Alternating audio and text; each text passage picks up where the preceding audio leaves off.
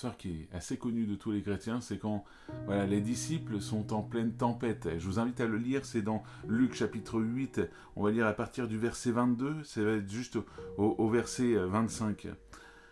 Un jour, Jésus monta dans un bateau avec ses disciples. Il leur dit, « Passons de l'autre côté du lac. » Ils gagnèrent au large, et pendant la traversée, Jésus s'assoupit. Soudain, un vent violent se leva sur le lac, l'eau envahit le bateau, la situation devenait périlleuse. Les disciples s'approchèrent de Jésus et le réveillèrent en criant « Maître, Maître, nous sommes perdus !» Il se réveilla et parla sévèrement au vent et aux flots tumultueux. Ils s'apaisèrent et le calme se fit. Alors il dit à ses disciples « Où est donc votre foi ?» Quant à eux, ils étaient saisis de crainte et d'étonnement et ils se disaient les uns aux autres « Qui est donc cet homme ? Voyez, il commande même au vent et aux vagues. » Et il s'en fait obéir. C'est pas merveilleux? Amen.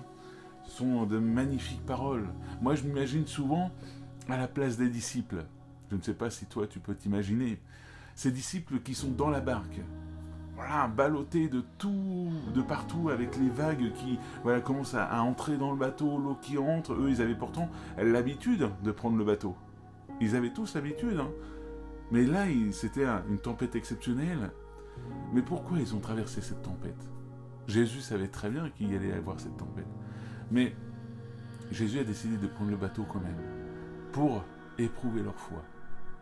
Aujourd'hui, peut-être que toi aussi, tu traverses des tempêtes dans ta vie, que ce soit la maladie, la dépression ou d'autres tempêtes. Ils portent bien des noms, cette tempête. Peut-être que toi aussi, aujourd'hui, tu traverses la tempête et tu as peur, tu crains, et tu crains pour ta vie et tu as tellement peur que tu es paralysé ou tu n'oses plus bouger, bref, tu es dans ce bateau en train d'avoir peur. Il y a un réflexe que les disciples ont eu et qu'ils ont eu raison de l'avoir, c'est d'aller réveiller Jésus. C'est marrant quand même, hein, quand on se dit, pendant la tempête, c'est quand même quelque chose d'énorme, hein, c'est le bateau bouge, on ne peut pas tenir debout quoi que ce soit, puis Jésus était au fond du bateau et il dormait. Il dormait.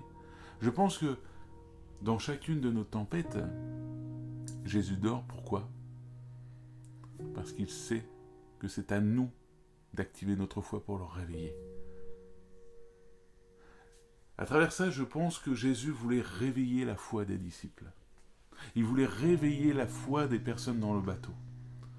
Pas que pour dire, voilà, il est temps que tu viennes à moi. Non, et ce que Jésus veut, c'est que quand tu traverses des tempêtes, que tu commences à, au lieu de compter sur tes forces à essayer de ramener, parce que peut-être que c'est ce qu'ils ont essayé, les disciples. Ils ont dû peut-être essayer de retirer l'eau du bateau, d'essayer de ramer pour aller dans une meilleure direction, bref, ils ont peut-être essayé de se débattre, et voyant qu'ils n'y arrivaient pas, là, ils se sont dit, on va réveiller le maître.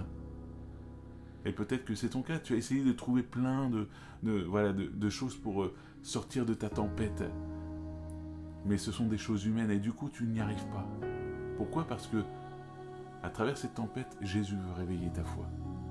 Jésus veut que tu réveilles ta foi et que tu commences à venir à lui, que tu commences à crier à lui, à le réveiller, à dire Seigneur, sauve-moi. Aujourd'hui, si tu traverses la tempête, il est temps que tu réveilles ta foi, de dire Seigneur, je sais que tu es avec moi dans ce bateau, tu es avec moi dans cette tempête. Alors Seigneur, viens calmer la tempête. Comme tu l'as vu, Jésus s'est réveillé, il a ordonné au vent et à la mer de se calmer. Et qu'est-ce qu'elle a fait? Elle s'est calmée. Tout est devenu calme. Et bien je pense qu'aujourd'hui, si tu traverses une tempête où dans ton cœur c'est un peu cette tempête dans les émotions, dans ta pensée, dans ta vie en général, demande à Jésus de venir calmer tout ça.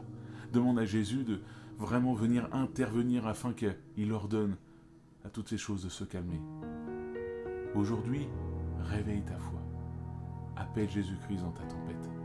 Appelle Jésus-Christ. C'est étonnant d'ailleurs la question qu'il pose aux disciples. Il y a plusieurs versions, donc il y a Matthieu, Luc et Marc qui racontent cette histoire, mais différemment. Et il va poser donc cette question, où est donc votre foi? C'est étonnant. Et même dans d'autres évangiles, quand vous lisez encore les évangiles, il va même rajouter, où est donc votre foi? Pourquoi avez-vous peur? Mais je pense que les disciples avaient toutes les raisons d'avoir peur. Et sauf que quand vous observez à la fin, Ils ont été étonnés de Jésus. Ils ont eu peur de Jésus. Pourquoi? Parce qu'ils ont réalisé que Jésus est le Seigneur des Seigneurs. Il est le maître du temps, il est le maître de la saison. Aujourd'hui, Jésus continue de l'être. Il n'a pas changé, il est le même hier, aujourd'hui, éternellement. Jésus est toujours le maître de la saison. Il contrôle ta tempête aujourd'hui. Si tu es dans la tempête, c'est parce que ce qu'il veut, c'est réveiller ta foi. Ce qu'il veut, c'est que tu commences à tourner les yeux vers lui et que tu le réveilles afin qu'il puisse agir dans ta vie. Sois béni, mon ami. Donc aujourd'hui, réveille ta foi. Je t'invite, si tu as aimé cette vidéo, à liker et à la partager à quelqu'un qui a peut-être besoin aujourd'hui, qui traverse peut-être une tempête et qui a besoin d'entendre ces paroles. Je te remercie pour ta fidélité. Soyez bénis.